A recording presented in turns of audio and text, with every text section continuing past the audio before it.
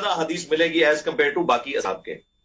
باقی اگر کوئی مجھ سے پوچھے نا کہ مولا علی علیہ السلام کی شان میں جتنی احادیث ہیں ان میں اگر میں کہوں کہ ٹاپ پہ کون سی حدیث ہے تو یہ میری ذاتی رائے ہے, اس سے علماء کرام اختلاف بھی کر سکتے ہیں, لیکن میں نے چونکہ ایک انجینئر ہونے کی حیثیت سے اس کی انٹینسٹی جب ڈیفائن کی ہے نا تو میرے نزدیک ٹاپ پہ وہ حدیث ہے جو امام بخاری اور امام مسلم نے اپنے اس چیپٹر میں فضائل علی والے میں ٹاپ پہ لی ہے کہ علی کی میرے ساتھ وہی نسبت ہے جو ہارون کی موسیٰ کے ساتھ, مگر میرے بعد کوئی نبی نہیں. اللہ اکبر. غزوہ تبوک کے موقع پر پہلا اور آخری موقع تھا کہ مولا علی علیہ السلام نبی علیہ السلام کے ساتھ اس کرٹیکل جنگ میں جو رومن امپائر کے خلاف تھی شریک نہیں ہو رہے تھے, تو آپ علیہ السلام نے انہیں عورتوں اور بچوں پہ چھوڑا, انہوں نے رونا شروع کر دیا, تو نبی علیہ السلام نے ان کی دلجوئی کے لیے فرمایا کہ کیا تم اس بات پہ راضی نہیں ہو کہ تمہاری میرے ساتھ وہی نسبت ہے جو ہارون کی موسیٰ کے ساتھ, مگر میرے بعد کوئی نبی نہیں. یعنی جس طرح موسیٰ علیہ السلام طور پر گئے تھے تو ہارون علیہ السلام کو اپنے نائب کے طور پر چھوڑ کے گئے تھے, میں تمہیں چھوڑ کے جا رہا ہوں. یہ آپ کی دلجوئی فرمائی. اب اس کے اوپر اگر آپ غور کریں, ہارون علیہ السلام وہ پیغمبر ہیں جنہیں موسیٰ علیہ السلام نے دعا کر کے قرآن میں آیا مانگا تھا اپنے ساتھ سپورٹر کے طور پر. دوسرا جو امپورٹنٹ بات ہے کہ جب وہ کوہ طور پر گئے تو ان کو اپنے نائب کی حیثیت سے چھوڑ کر گئے. جی. تیسری بات, وہ پیغمبر تھے لیکن چونکہ ختم نبوت ہو چکی ہے یہ والا ٹائٹل مولا علی کو نہیں ملا, لہذا امپلائیڈ ہے کہ اگر نبی علیہ السلام کے بعد کوئی پیغمبر ہوتا تو مولا علی علیہ السلام ہوتے. اور میں عموماً جو قادیانی ہیں انہیں بھی یہ حدیث پیش کرتا ہوں کہ اگر تمہیں امتی نبی بنانے کا شوق ہے نا تو اس امت میں جو شخص پہلے نمبر پہ حقدار ہے نا کہ وہ امتی نبی بنے وہ مولا علی علیہ السلام ہے. اس حدیث سے پتا چلا نا, کیونکہ جس کو قرآن میں نسبت دی گئی ہارون کو موسیٰ کے ساتھ اور بخاری و مسلم میں یہ نسبت آئی, تو پھر نبی علیہ السلام کے ساتھ اگر کوئی اسسٹنٹ پیغمبر ہوتا نا تو حضرت مولا علی ہوتے, لیکن نبی علیہ السلام نے ساتھ ہی فرما دیا مگر میرے بعد کوئی نبی نہیں. تو سر اگر مولا علی نبی نہیں ہے نا امتی, تو غلام قادیانی دجال تو شاہی کوئی نہیں. اس کے علاوہ بھی جتنے لوگ دعوے پیغمبری کریں وہ تو کسی کھاتے میں نہیں ہے. اگر مولا علی کا یہ وہ چیز ہے جو اللہ تعالیٰ نے شرح صدر کی میرے اوپر, اور میں جب بھی یہ بیان کرتا ہوں میرے اوپر ایک کیفیت طاری ہو جاتی ہے کہ یہ ایک حدیث ختم نبوت کے اوپر بھی ایک پہرا دینے والی حدیث ہے. الحمدللہ, سبحان اللہ. دوسرے نمبر پہ اگر کوئی حدیث میں لیتا ہوں نا جی, وہ حدیث ہے جو بخاری مسلم دونوں میں ہے کہ غزوہ خیبر کے موقع پر نبی علیہ السلام نے فرمایا تھا کل میں اس شخص کے ہاتھ میں جھنڈا دوں گا جو اللہ اور اس کے رسول سے محبت کرتا ہے اور اللہ اور اس کا رسول بھی اس سے محبت کرتے ہیں. یہ اس سے بڑی ڈگری ہے. اور صحابہ کہتے ہیں ہمیں پوری رات نیند نہیں آئی, اور مسلم کے الفاظ ہیں کہ حضرت عمر کہتے ہیں یہ پہلا موقع تھا کہ مجھے بھی خواہش پیدا ہوئی کہ مجھے بھی نبی علیہ السلام یہ منصب دے دیں.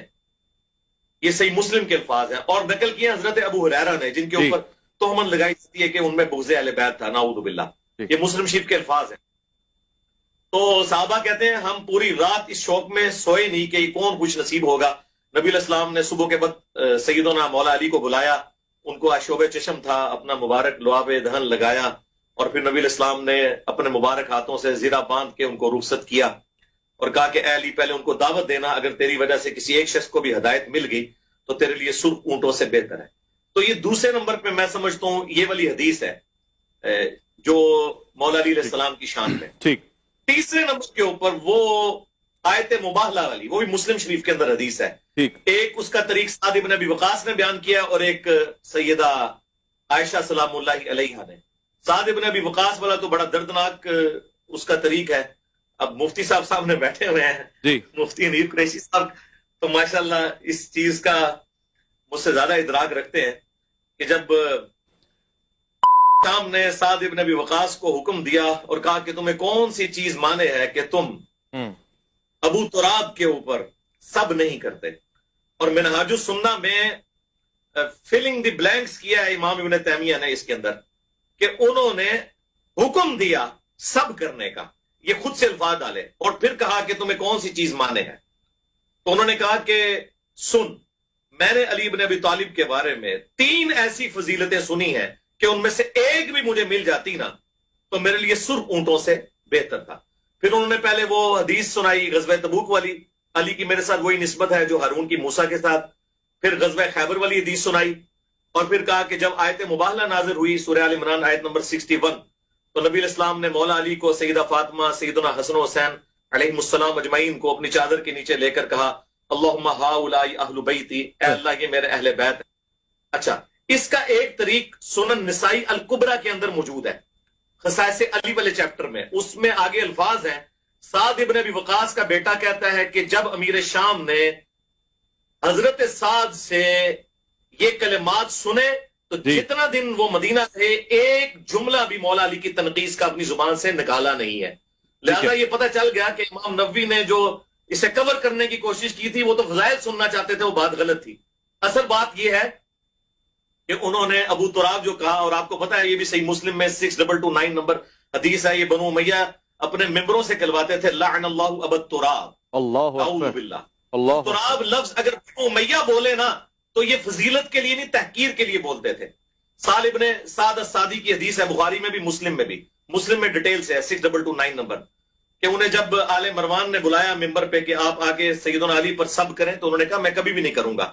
ان کا چلے آپ کہہ دیں لعن اللہ ابو تراب. انہوں نے کہا تم ابو تراب کہہ رہے ہو یعنی مٹی والا، اور تم خوش ہو رہے ہو ان کی تحقیر کر کے. اور مولا علی اس سے غصے میں نہیں آتے تھے، وہ سب سے زیادہ خوش ہی اسی نام سے ہوتے تھے. حالانکہ انہوں نے اپنا جو کنیت ہے ان کی ابو الحسن تھی. پھر انہوں نے کہا اچھا بتائیں یہ نام پڑا کیسے تھا؟ پھر انہوں نے بتایا کہ ایک دن سیدہ فاطمہ اور سیدنا علی کا میاں بیوی ہونے کے ناطے جھگڑا ہوا. مولا علی علیہ السلام گھر سے نکل گئے اور جا کے مسجد ایک جگہ لیٹ گئے. جب نبی علیہ السلام آئے اور پوچھا کدھر ہے علی تو بتایا وہ تو چلے گئے اس طرح. تو نبی علیہ السلام نے ایک صحابی بھیجا، انہوں نے آ کے بتایا کہ فلاں جگہ ہے، تو نبی علیہ السلام خود تشریف لے گئے. حالانکہ بلوا سکتے تھے، مولا علی خود حاضر ہوتے، اپنے مبارک ہاتھوں سے مٹی جھاڑی اور کہا اٹھ ابو تراب، اٹھ ابو تراب. اور یہ اتنا پسندیدہ نام تھا کہ انہوں نے اپنی کنیت ابو تراب رکھ لی. اور آخری حدیث میں بیان کرتے تو اس کانٹیکسٹ میں انجینئر صاحب ایک مختصر سے وقفہ لوں.